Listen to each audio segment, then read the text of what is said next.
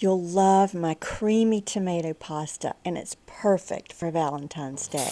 Saute a little garlic in a pan and add cherry tomatoes. Stir them, then add your pasta to the pot. Let those cherry tomatoes melt down. Add a little white wine. Don't forget to stir your pasta. As the tomatoes start to cook down, add fresh basil and then add delicious creamy Boursin cheese. Stir it all up and then add your pasta to the pasta sauce. Stir it to coat every noodle. This is going to be delicious.